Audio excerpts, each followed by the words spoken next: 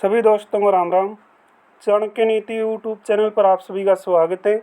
तो आज की वीडियो में बात करेंगे भाई, जो बार बार साथी क्वेश्चन कर रहे हैं कि सुप्रीम कोर्ट से अगर स्टे मिला तो क्या सर हमें 5 नंबर मिलेंगे। तो इसी पे चर्चा करने वाले हैं भाई, क्या कुछ आगे का मैटर हो सकता है। वैसे आप सभी को पता भी है, लेकिन स्टे वाली बात से भाई क्या आपको फ़ायदा मिलेगा, इसी पे बात करेंगे। और बहुत से मैसेज साथियों के आए, सारी चीज़ों पे बात करने वाले हैं। नीचे आपको टेलीग्राम का लिंक दिया गया है, टेलीग्राम को आप ज्वाइन कर सकते हैं। जो साथी पहली बार चैनल पर आए भाई, चैनल को सब्सक्राइब कर लीजिए।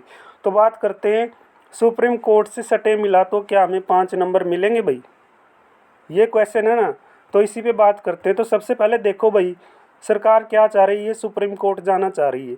सुप्रीम कोर्ट क्यों जाना चाह रही है कि हम बच्चों के लिए क्या करते हैं, अंत्योदय की भावना से काम करते हैं। ये जो अंत्योदय की भावना है ना, तो दोस्तों ये सिर्फ क्या है, इलेक्शन में फ़ायदा उठाने के लिए आपको 5 नंबर का लालच दिया जा रहा है। वैसे ये मुकदमा तो हार ही चुके हैं, ऐसे ही भर्ती कर दो ना भाई। वैसे होना जाना कुछ नहीं, सुप्रीम कोर्ट में ये जाएंगे। सुप्रीम कोर्ट में क्या है, स्टे लग गया तो मान के चलो आपको 5 नंबर मिल गए। स्टे का मतलब क्या है, 5 नंबर क्या है, ये आपका 5 नंबर के साथ रिजल्ट निकाल सकते हैं अगर स्टे मिला तो पे बात है। लेकिन फिर क्या है भाई, 5 नंबर के साथ आपको नौकरी दे देंगे। लेकिन जब स्टे की आगे नेक्स्ट सुनवाई होगी ना, तो सुनवाई में फिर भाई ये केस हारेंगे। तो ये जो बच्चे लगेंगे 5 नंबर की सहायता से, ये बाद में हटेंगे नहीं। आप समझते हो ना, स्टे के बाद जो सुनवाई होगी ना, उसके बाद ये साथी हट जाएंगे। यानी टेम्परेरी भाई, टेम्परेरी नौकरी देना चाह रहे हैं भाई। स्टे ले आए और हम 5 नंबर के साथ क्या है, इनको नौकरी दे दें, इलेक्शन में हमें फ़ायदा मिल जाए। ये सिर्फ अंत्योदय की भावना।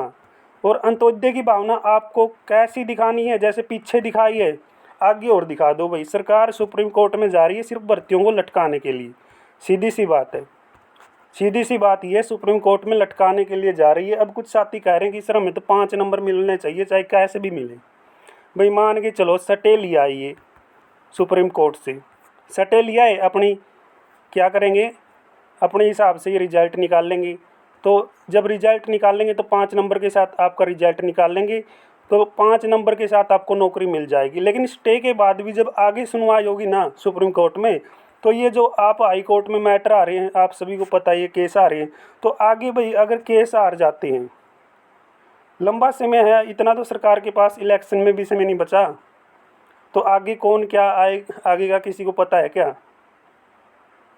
तो ये तो टेम्परेरी हो गई ना भाई। नौकरी लग के हटना और नौकरी लगना में बहुत फ़र्क है। जो साथी लगेंगे उनको अगर हटाया जा रहा है ना, दुख देखो कितना होगा। सरकार को करना क्या चाहिए था, 20 ग्रुपों की फाइट के लिए भाई सुप्रीम कोर्ट में जाना था। तो इनकी पैरवी करनी थी ना 20 ग्रुपों की। 5 नंबर वाला केस क्यों लेके जा रहे हैं। सिर्फ भाई बच्चों को क्या करना, ये कहना कि हम अंत्योदय की भावना से काम कर रहे हैं, और अंत्योदय की भावना कुछ नहीं है। अब आपने इलेक्शन में अंत्योदय की भावना क्या दिखानी है भाई, आप भी देख लो। क्योंकि इनका मकसद क्या है, सिर्फ भर्ती नहीं करना, सिर्फ बच्चों को घुमाए जाओ और कुछ नहीं भाई। ठीक है ना। Haryana staff selection commission, Haryana सरकार का रवैया यही है। अगर इन्होंने भाई कुछ करना भी था तो हाई कोर्ट से क्या कर लेते भाई, रिव्यू डाल देते, पुनर्विचार की याचिका डाल देते। ठीक है ना, 20 ग्रुपों की फ़ाइट कर लेते। लेकिन ये 5 नंबर वाली फ़ाइट को लेके जा रहे हैं। ये सिर्फ भाई क्या है, अपना इलेक्शन का बेनिफिट देख रहे हैं। और इलेक्शन में हम क्या बेनिफिट देंगे, हम सब जानते हैं। हमें क्या लोकसभा इलेक्शन में इनको बेनिफिट दिया है और आगे इनको क्या देंगे। ट्रिपल पी 5 नंबर वाले मैटर भाई, ये सारी की सारी क्या विघ्न की जड़ है। चलो 5 नंबर इनको देने थे, क्या करना था भाई, पीछे का एग्जाम्पल दिया। जैसे जो हमारे सीनियर एडवोकेट हैं हरियाणा के बलदेव राज महाजन, उन्होंने क्या बात कही है कि पहले कोर्ट हमारी विदाई कर चुका है भाई, प्रशंसा कर चुका कि आपने 5 नंबर सही दिए। लेकिन अब वाला मैटर अलग है। अब आप केस भी हार चुके हो 5 नंबर वाला। अब सुप्रीम कोर्ट में तारीख पे तारीख लोगे। अगर स्टे लेके इनको 5 नंबर के बेस पे 2660 की जो लिस्ट निकाल लेंगे, उनको नौकरी दे दी, और जो साथी लगे हुए हैं उनको नौकरी मिल गई। क्या भाई ये सेफ़ है? नहीं है सेफ़, बिल्कुल भी नहीं है भाई। जब आगे सुनवाई होगी ना, जब तक अंतरिम सुनवाई नहीं हो जाती, तब तक तो भाई मान के चलो आप कहाँ सेफ़ हो। और स्टे नहीं मिला तो भाई 2660 की तो लिस्ट अभी लगनी ही नहीं, ना वेटिंग आएगी अगर स्टे नहीं मिला। लेकिन सरकार क्या चाहेगी कि हमें स्टे मिले। ताकि हम 5 नंबर के साथ इनका रिजल्ट निकाल दें। हमें तो कुछ मतलब नहीं भाई ये पक्के लगें या कच्चे लगें या कुछ समय के लिए क्यों ना लगें, हमें तो इलेक्शन में बेनिफिट देखना है। आगे सरकार इनको हटाए या ना हटाए, कोर्ट हटाए या ना हटाए, इनको कोई मतलब नहीं है आपसे। तो 2660 की लिस्ट भाई सटे लगा तो जल्दी से जल्दी आपको देखने को मिल सकती है, और फिर 5 नंबर के साथ आपकी लिस्ट ये निकाल देंगे और आपको दे देंगे नौकरी कुछ समय के लिए, लेकिन बाद में इसकी कोई गारंटी नहीं है भाई। ठीक है ना। कैसे सरकार पैरवी कर रही है आप सभी को पता है, पीछे जो पैरवी की गई कैसे की गई भाई, इतना लंबा समय लगा। अब भर्ती रोको गैंग किसको कहा जा रहा है आप सभी जानते हो। भर्ती रोको गैंग कौन है? खुद सरकार है। सरकार ने जब से सीईटी पॉलिसी आई है तब से लेके कौन सी भर्ती भाई अच्छी तरीके से सिरे चढ़ाई है, बताओ कौन सी भर्ती चढ़ाई है। बार बार जो साथी कमेंट करते बस यही चीज़ें पूछते हैं, भाई आपका दर्द सही है, ये एक बच्चे का दर्द नहीं है, लाखों बच्चों का दर्द है। सीईटी पॉलिसी जब से आई है कौन सी भर्ती सही तरीके से सिरे चढ़ी है। HKRN के अंदर भाई भर्ती कर रहे हैं। HKRN वाले जिन भी साथियों के पास शॉर्ट लिस्ट जो साथी हुए हैं भाई उनके पास मैसेज आने या उनकी ज्वाइनिंग से संबंधित भाई लेटर निकाला गया है। जैसे टीचरों की ज्वाइनिंग भाई जैसे लोकसभा इलेक्शन के कारण रुक गई थी तो उनको दोबारा से ज्वाइनिंग दी जा रही है। लेकिन मेन बात वही आती है, परमानेंट जो नौकरी है वही सरकारी नौकरी, जो एग्ज़ाम दे के नौकरी लगते वो भी सेफ नहीं है। जो चीज़ें सरकार ने जिनकी अच्छी तरीके से पैरवी करनी थी 20 ग्रुपों की, वो तो पैरवी कर नहीं रहे, सिर्फ अंत्योदय की भावना दिखा रहे हैं। ये अंत्योदय की भावना है भाई। 5 नंबर वाले केस पे क्या करेंगे, हम सटे ले आएंगे और 5 नंबर के साथ रिजल्ट निकाल देंगे।